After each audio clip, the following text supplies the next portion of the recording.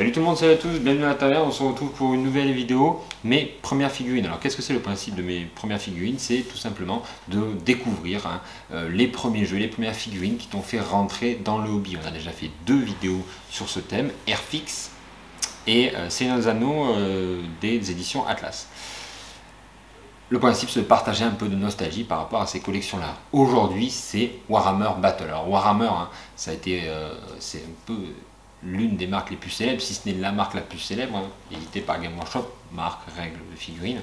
En France, même quand tu dis que tu fais des figurines, on te dit que tu fais du Warhammer. C'est pour noter que même au-delà d'un certain cercle, ça a un peu marqué les imaginaires. Ça apparaît au tournant des années 83, début des années 80 au Royaume-Uni, et ça va commencer à très vite arriver en France. Et à partir de 92, il y aura la 4e édition qui elle va être 100% Game Workshop, traduite par Game Workshop France, etc. Et maintenant il y a eu jusqu'à combien 8-9 éditions, maintenant il y a Age of Sigmar qui a remplacé. Voilà. Donc c'est un jeu qui a été très très long et qui a permis à toute une génération de rentrer dans le jeu de figurines. Donc si tu aimes les socles carrés, si tu aimes le verre gobelin, si tu as commencé tes premières parties sur des tables de ping-pong, les premiers tournois en voiture avec les copains à la fac, et évidemment toutes ces compilations de suppléments avec quand même un chara-design et des petites illustrations typiques des années 80-90, et bien tu es chez toi ici. N'hésite pas à partager, à liker et même à mettre en commentaire tes premières figurines, tes premières années, tes premières expériences, tes souvenirs un peu nostalgie. C'est le but de cette vidéo. Moi je vais m'arrêter de parler parce que j'ai pas connu cette époque là, mais donc je vais laisser 3 personnes qui ont connu cette époque partager leur expérience, partager un peu leurs souvenirs et comme ça voilà, de cette époque. Petit portable qui se met à parler. Voilà, c'est toujours bien dans une vidéo. Sur ce, je vous dis à bientôt. Je laisse la parole à vos 3 témoins. Salut JP. Bonjour. Donc on est là pour parler de Warhammer Battle et de ton expérience avec ce jeu. Donc quand tu as commencé, et quel était ton premier achat? Oula, mon premier achat. Si tu t'en souviens. Oui, alors c'était en 97 ou 98. Ça devait être la première boîte, ma première boîte de base. Alors à l'époque, ça devait être la V4 ou V5 française. Et on avait donc cette boîte opposait les Bretoniens aux hommes lézards. Donc spontanément, je me suis tourné vers les hommes lézards et mon pote a pris, puisqu'on avait acheté la boîte à 2, mon pote a pris les Bretoniens. Donc j'ai affronté des Bretoniens pendant un moment. Ok. Donc quel âge tu avais en fait à 97? 87-98, j'avais 14 ans. D'accord, donc plutôt collège. C'est ça, plutôt collège, 4e. Moi j'ai commencé dans les années 90, exactement. Alors en fait, je jouais au jeu de rôle, Warhammer.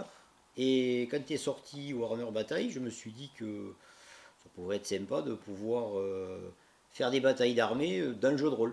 Donc au départ, je l'ai acheté pour ça. Donc 90 c'est plutôt pour en suivant le jeu de rôle en supplément. C'était un complément. Quand c'est sorti, je me suis dit que ça pourrait être sympa de faire de donner une dimension un peu plus épique aux parties de jeu de rôle en faisant jouer des troupes, quoi.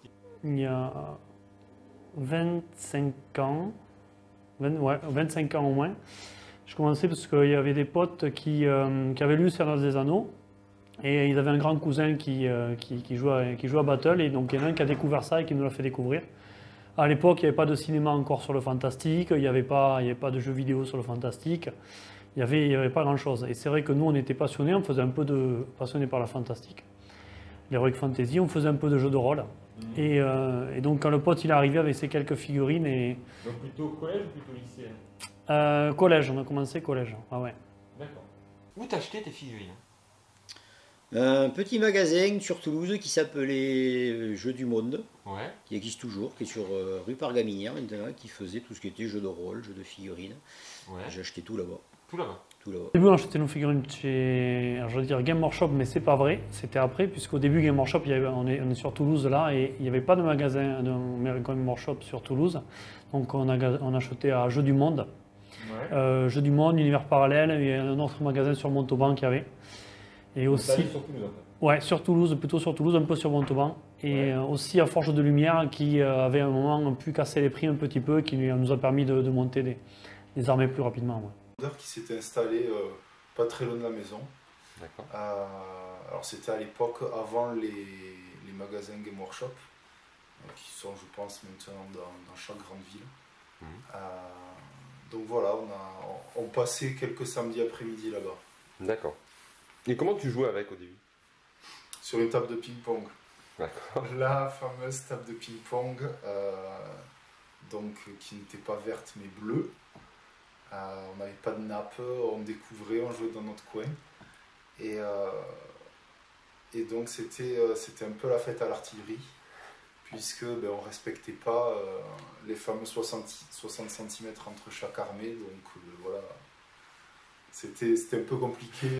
Bon, on était parti pour bien respecter les règles, mais au début, avant de rencontrer d'autres joueurs, on ne respectait pas du tout les règles en fait.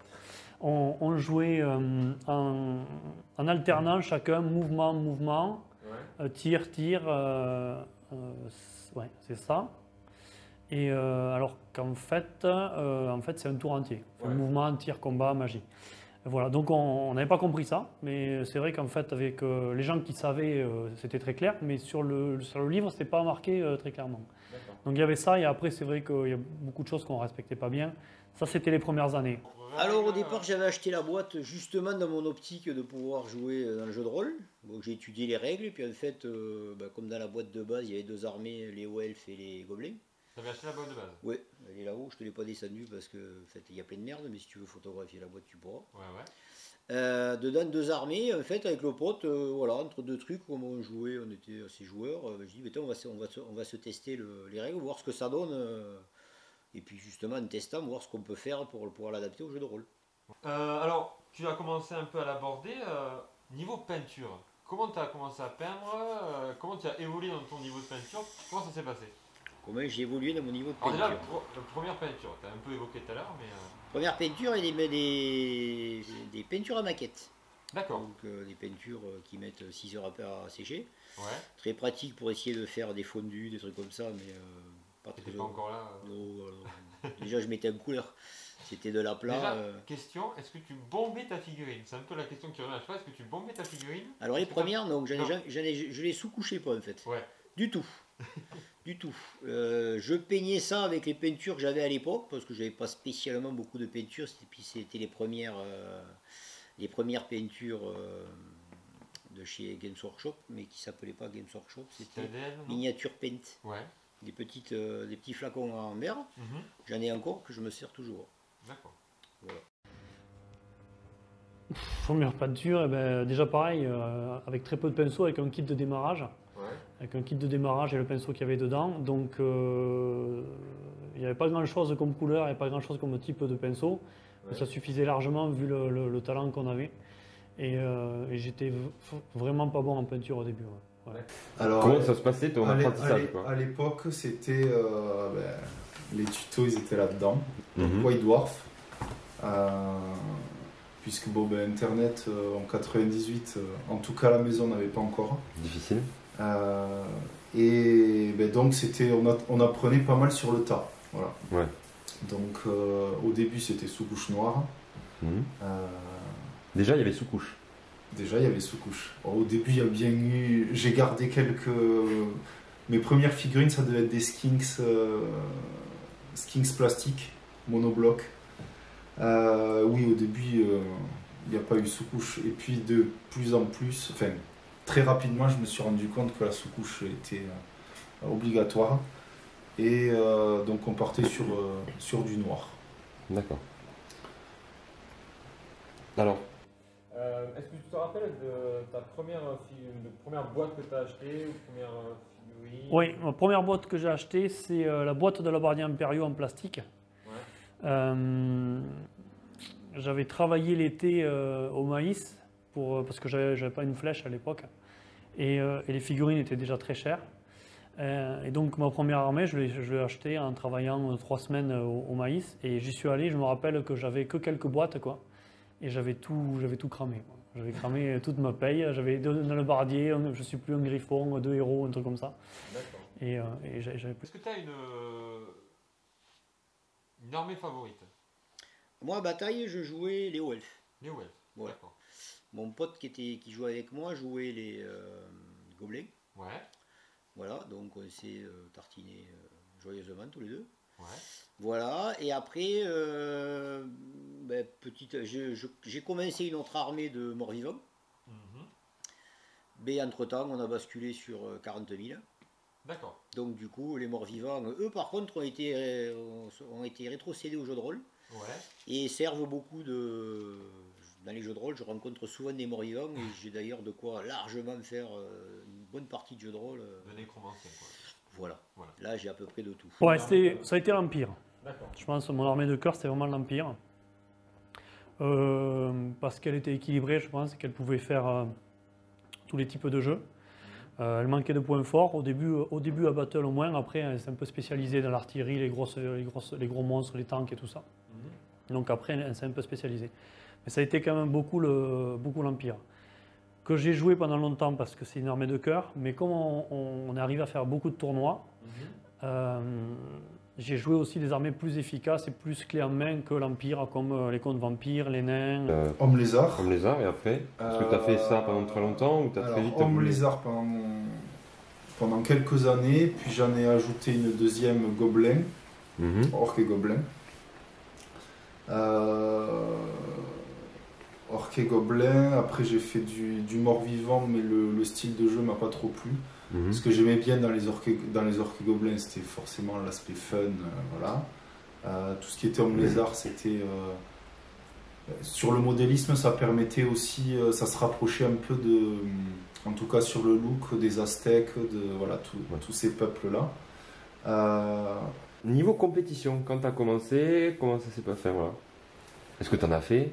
Alors j'en ai fait.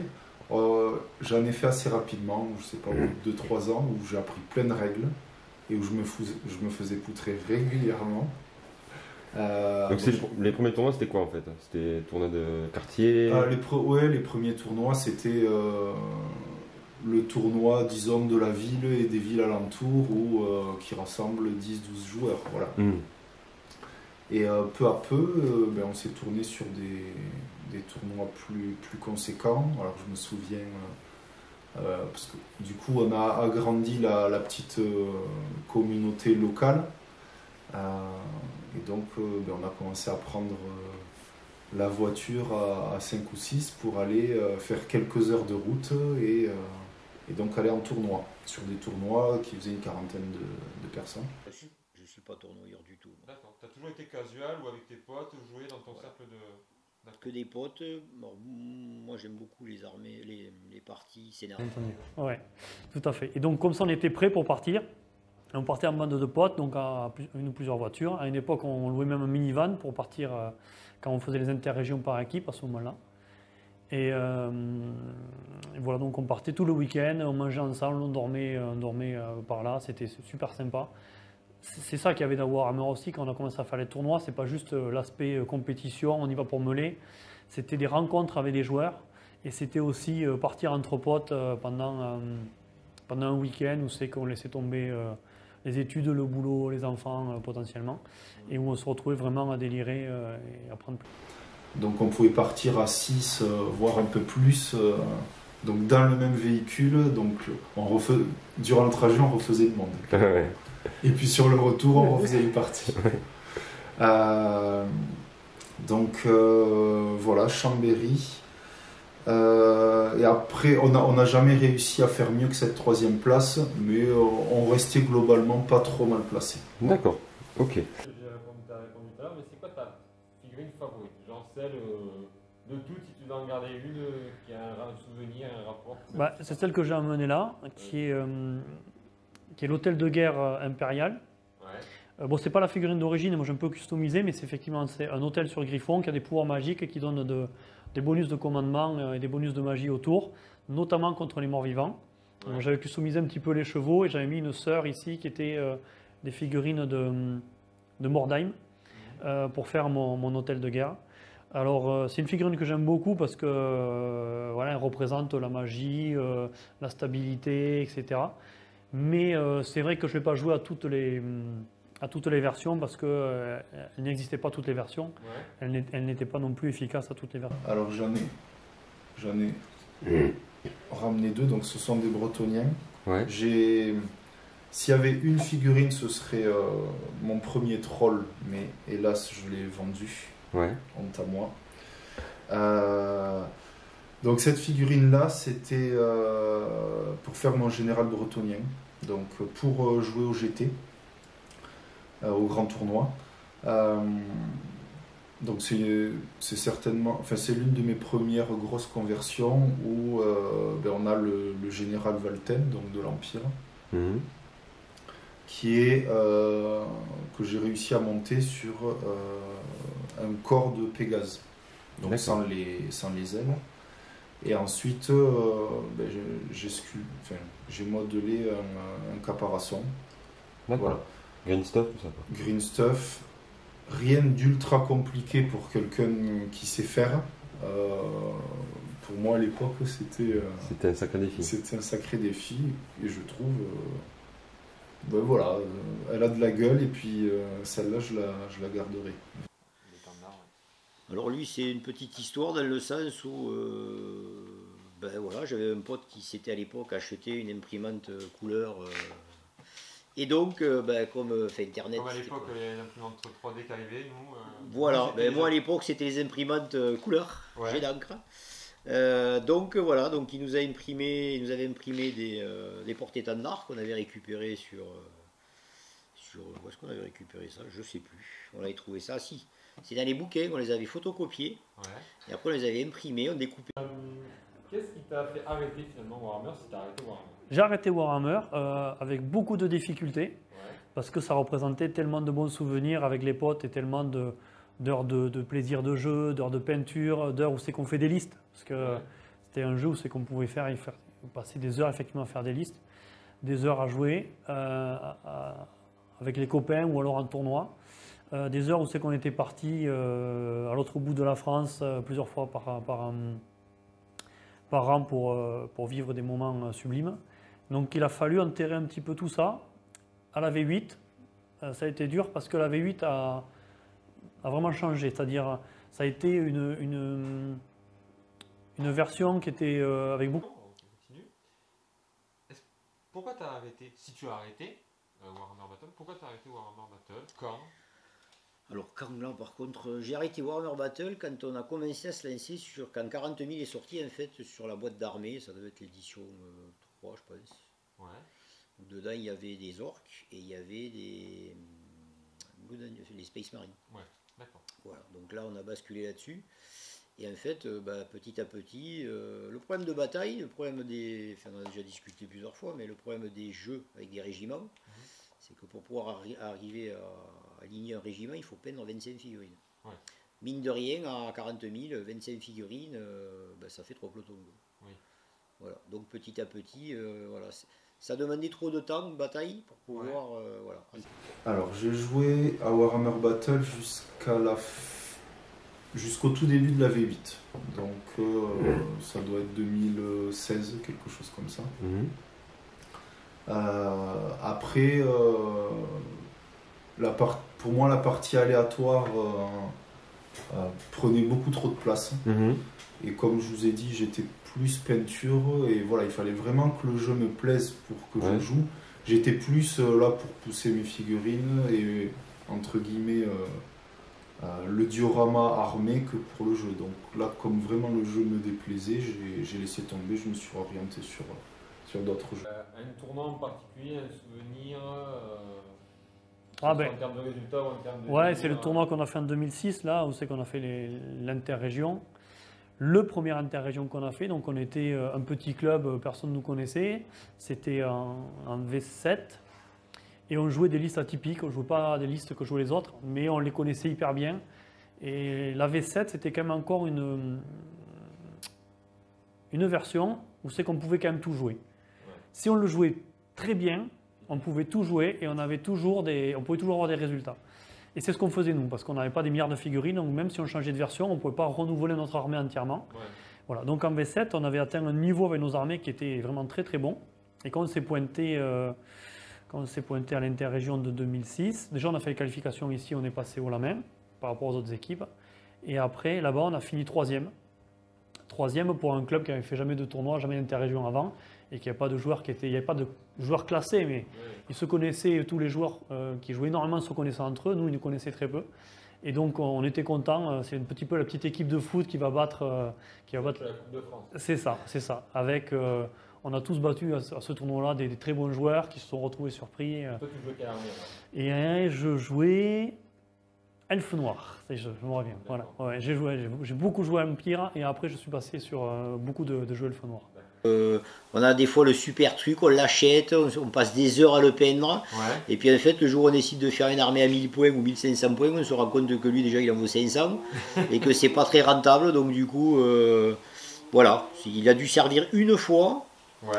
Quand on a fait avec un pote, après à 40 000 ils ont appelé Apocalypse. Ouais. C'est-à-dire qu'on a pris tout ce qu'on avait dans la vitrine.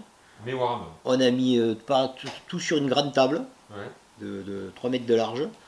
Et on s'est marmité toute l'après-midi en se moquant complètement des points d'armée. Voilà. Alors, il y a une armée que je n'ai jamais faite et que j'ai toujours appréciée. Mais elle était vraiment pas complète, ce sont les mercenaires. Alors, je pense que c'est une armée... T'as une mine d'or, tu vois. Pardon? Tu as une mine d'or Ouais, j'en ai quelques-uns là. J'ai beaucoup de piquiers que j'ai dans la mallette, qui ne sont pas peints. Alors je n'ai rien de peint en mercenaire, mais ça ne saurait tarder. Donc en soi, les figurines ne sont pas magnifiques, mais c'est vrai que c'est le côté nostalgique. Donc avec Midas, qui était... De toute façon, ils avaient des persos nommés qui ne valaient rien. Mais elle avait tellement de caractère. Et c'est totalement paradoxal puisque c'était une armée qui était faite de briques et de broc. Ouais. Mais justement, pour le coup, ça avait un ça intéressant qu'on pouvait jouer quelques ogres, quelques orques, quelques humains. Elle est très très prisée. Alors j'avais réussi à garder ça aussi, les Almokhtar, qui coûtaient une fortune en termes de points. Et je dois en avoir une vingtaine de figurines comme ça. Donc, voilà. 179 francs de l'époque. Ouais. Donc déjà avant 2000, avec les pré-tutos, on va dire. Ouais. Et les fameux socles gravier Goblin Grim pour faire l'herbe, mais... C'est bête, mais en termes de peinture, j'y reviens un peu. Alors, je les agrémente, mais il y a une part de nostalgie qui est assez importante. Okay. Voilà, c'est fini. J'espère que ça vous a plu. Les témoignages de nos 3 personnes. C'était Fred, Brice et JP. Je remercie aussi d'avoir répondu à mes interviews. Si vous avez des idées pour les prochaines premières figurines, n'hésitez pas à le mettre en commentaire aussi. Et je vous dis à très bientôt sur la taverne. Allez, ciao!